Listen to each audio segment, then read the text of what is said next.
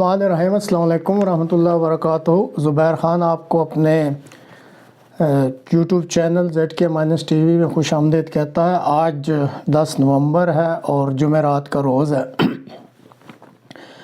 امریکی national security advisor ہیں Jack سولیوان، انہوں نے حالیہ دورہ کیا یوکرائن کا، اور اس ملک یعنی یوکرائن کے صدر سے بھی ان کی ملاقات ہوئی۔ تو اس کے بعد سے کچھ ایسی بیان بازی کی جا رہی ہے کہ جس کی وجہ سے یہ جو روس اور یوکرائن کی جنگ ہے اس کے بارے میں کافی کنفیوژن پیدا کر دی گئی ہے۔ کوئی کہہ رہا ہے کہ روس اور یوکرائن میں مذاکرات ہونے والے ہیں، کوئی کہہ رہا ہے کہ یوکرائن کے لیے امریکی امداد جو ہے وہ بند کرنے یا کی جا رہی یا امریکہ بند کرنے جا رہا ہے، اور کسی طرف سے یہ بات آ رہی ہے کہ امریکہ اور روس میں ایک ہائی لیول کے جو ہے وہ ڈائلاگ یا مذاکرات شروع ہو رہے ہیں۔ اب ایک اخبار ہے اسٹار اینڈ اسٹرائپس، اس نے اپنی بدھوار یعنی کل کی اشاعت میں ایک اور انکشاف کیا ہے کہ صدر بائیڈن جو ہیں، امریکہ کے جو صدر ہیں، وہ ایک لمبی مدت کے لیے یوکرائن کی جنگ کو جاری رکھنا چاہتے ہیں، اور اس کے لیے انہوں نے جرمنی کے شہر ویس بادن میں ایک 3 اسٹار یعنی 3 ستاروں والے جنرل لیفٹیننٹ جنرل انطونیو آگوٹو کی سربراہی میں ساگو گروپ بنایا ہے۔ ساگو کا مطلب ہے یعنی security assistant group Ukraine, SAGU، اور اس گروپ کے لیے 300 امریکی فوجی مخصوص کر دیے گئے ہیں۔ اب ایک اور طرف سے جو بات آ رہی ہے وہ یہ ایسے ہے کہ روس کے ایک انتہائی قریبی دوست ہیں، سربیا کے جو صدر ہیں الیکسینڈر ووچ ان کا نام ہے، انہوں نے اپنے ایک حالیہ بیان میں کہا کہ اور اپنی قوم کو وہ بتا رہے ہیں کہ ہمارے سامنے بہت سخت وقت آنے والا ہے، اور انہوں نے کہا کہ موجودہ سردیاں نہیں بلکہ جو اس کے بعد اگلے سال سردیاں آنی ہیں وہ اس سے بھی سخت وقت ہم پہ لانے والی ہیں، اور اس کی وجہ انہوں نے یہ بتائی کیونکہ وہ کہتے ہیں کہ اب بیٹل آف اسٹالن گراڈ کی شروعات دیکھنے جا رہے ہیں ہم، اور روس اور یوکرائن کے درمیان جو بیٹل آف خیرسن ہے وہ اسی طرح فیصلہ کن ہوگی جیسی دوسری جنگ عظیم میں یہ شروع ہوئی تھی جولائی 1942 میں اور ختم ہوئی تھی فروری 1943 میں بیٹل آف اسٹالن گراڈ، اور یہ دریائے ولگور کے کنارے جو 30 میل کا کنارہ تھا اس پہ لڑی گئی تھی۔ تو بقول سربیا کے صدر کے یہ جو بیٹل آف خیرسن اب شروع ہونے والی ہے یہ ایک دوسری بیٹل آف اسٹالن گراڈ ہوگی جو کہ دوسری جنگ عظیم میں لڑی گئی تھی، اور اس بیٹل آف اسٹالن گراڈ میں روس نے ہی نازی جرمنی کو شکست فاش دی تھی، اور بقول سربین صدر کے اب یہ جو بیٹل آف خیرسن ہے جس کی شروعات ہونے جا رہی ہیں یہ دنیا کو ایک بیٹل آف اسٹالن گراڈ جو کہ اس وقت کی ہوگی اس کی یاد تازہ کرا دے گی، اور ان کے مطابق اس نئی بیٹل آف اسٹالن گراڈ جو کہ اصل میں بیٹل آف خیرسن ہے اس کی شروعات دریائے ڈنیپر کے مشرقی کنارے کی طرف سے ہونے والی ہیں۔ اب جو تازہ ترین صورتحال ہے اس یوکرائن اور روس کی جنگ کی جو اس وقت آن دی گراؤنڈ چل رہی ہے، اس میں روس جو ہے وہ اپنی افواج کو دریائے ڈنیپر کے مغربی کنارے سے مشرقی کنارے کی طرف واپس بلا رہا ہے، اور اپنا اس کا جو ڈیفنس ہے اس دریا کے مشرقی کنارے پر اس کو وہ مضبوط کرنا چاہ رہا ہے۔ میں اب آپ کو ایک سادہ سے نقشے سے کوشش کرتا ہوں اس چیز کو سمجھانے کی کہ یہ جو خیرسن ہے یہ ایک بلیک سی پہ پورٹ سٹی ہے، اور یہ جو اوبلاسٹ اس کو کہتے ہیں یعنی ریجن کہہ لیں یا خطہ کہہ لیں یا جو بھی یہ علاقہ ہے خیرسن کا، اس کا یہ سینٹرل سٹی ہے، مطلب مین جو شہر کہلاتا ہے، اور اس کی آبادی جو 2021 میں جنگ شروع ہونے سے پہلے 3 لاکھ کے لگ بھگ تھی، اب پھر چونکہ خیرسن پر روس نے قبضہ کر لیا تھا اس علاقے میں، اس کے بعد اب کتنی آبادی ہے اس کا کوئی معین علم اس وقت تک سامنے نہیں ہے۔ تو جب روس نے یہ خیرسن کے علاقے پر قبضہ کیا تو اس نے اپنی کافی افواج کو، یہ جو ڈنیپر ریور آپ دیکھ رہے ہیں جو یہاں مارک کیا گیا ہے، یہ اگر آپ یہ نقشہ دیکھ رہے ہیں تو اس میں یہ جو بلیک رنگ میں یہ جو لائنیں شو کی گئی ہیں اور اس کے اندر جو ڈنیپر ریور لکھا ہوا ہے، تو اس پہ جو اس کی مشرقی مغربی سائیڈ ہے، یعنی اوپر کی طرف جو آپ دیکھ رہے ہیں جہاں رشیا آکوپیشن لکھا ہوا ہے اور وہاں پہ کچھ ایررز بھی لگے ہوئے ہیں، تو اس نے اپنی افواج کو اس طرف بھیج دیا تھا مغربی سائیڈ پہ۔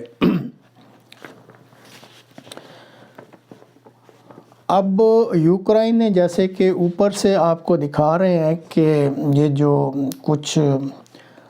اپنا اورنج کلر میں آپ دیکھ سکتے ہیں کہ کچھ نیچے کی طرف جو ایرو آ رہے ہیں، تو جب یہ روس نے اپنی افواج کو مشرقی یہ جو مغربی جو اس کا کنارہ اس کی طرف بھجوایا، تو اور روس نے پھر اپنے جو اتحادی ہیں مغربی کہہ لیں یا کرائے کے فوجی، ان سے ہتھیار لے رہے ہیں اور کرائے کے فوجیوں سے یہ لڑائی اپنے فوجیوں کے ساتھ مل کے لڑ رہے ہیں، تو انہوں نے پھر یہاں پہ کافی تابڑ توڑ حملے کیے۔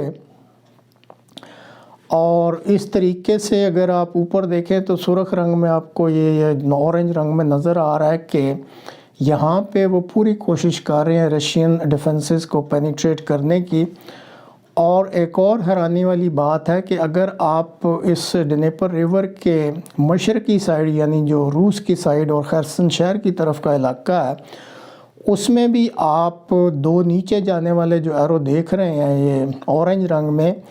جو اس وقت یوکرائن کی لانگ رینج ویپن ہیں، انہوں نے ان پوزیشنز پر جو کہ رشین پوزیشن ہے تابڑ توڑ حملے کیے ہیں اور روس کو کافی نقصان پہنچایا ہے۔ اور اس کے علاوہ یہ جو علاقہ ہے مغربی اس دریا کا جس پہ قبضہ کیا تھا روس نے اور اس نے اپنی افواج کو بھیجا تھا،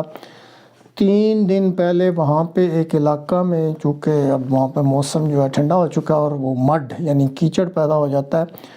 تو اس کی وجہ سے روسی افواج جو ہے وہ باک ڈاؤن ہو گئیں، پھنس گئی تھیں، اور پھر جب یوکرائن نے اس کا پورا فائدہ اٹھایا اور بہت زیادہ جو ہے وہ روسی افواج کو نقصان پہنچایا۔ اس کے علاوہ روسی افواج کا جو وزارت دفاع کا محکمہ ہے، انہوں نے بھی یہ بات بیان کی ہے کہ ان کو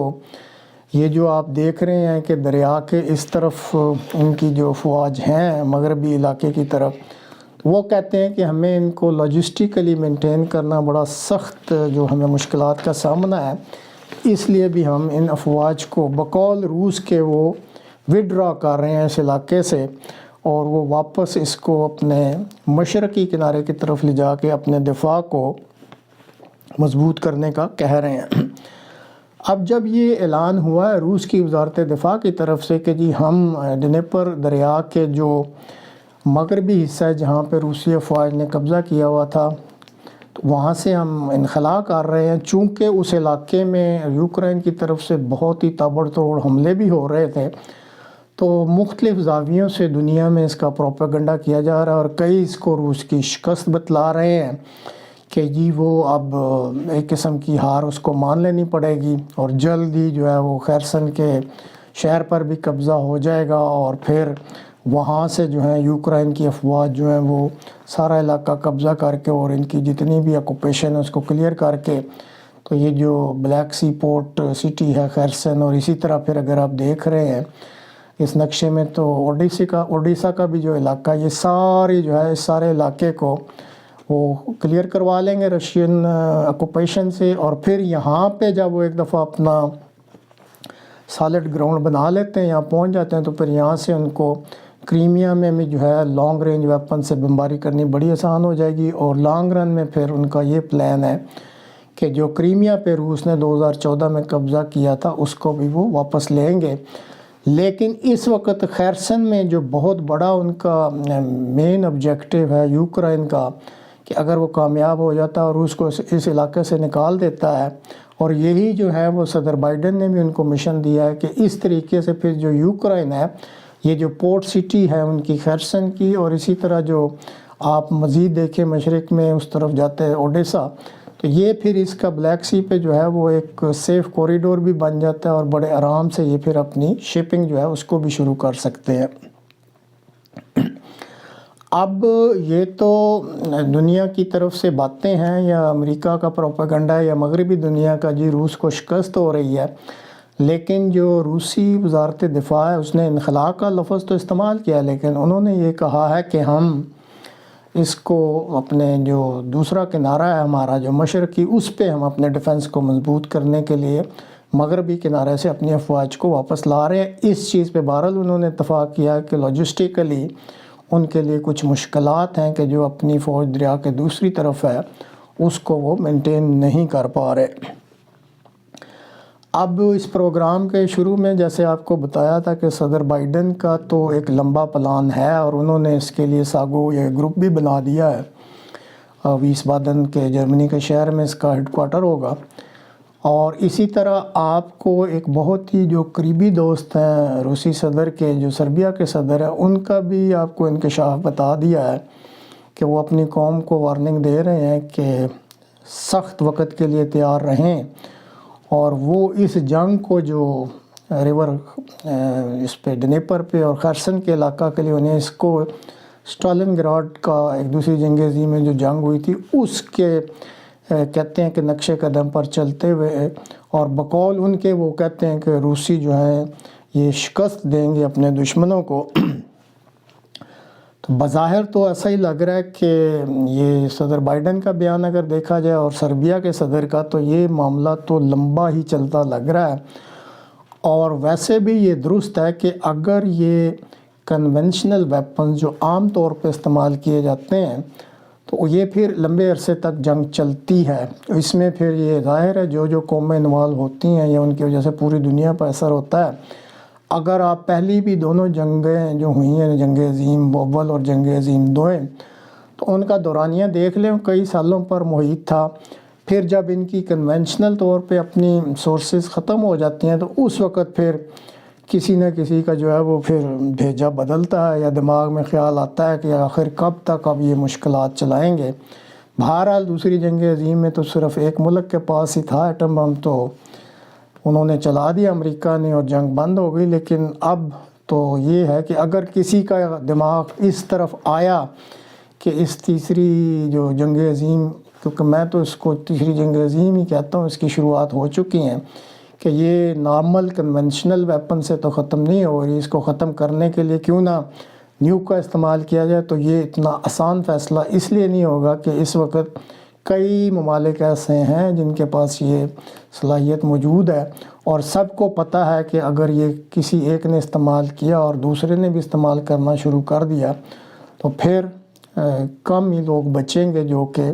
اس کے بعد تاریخ لکھیں گے اور کہیں گے کس نے کب اور کہاں غلطی کی۔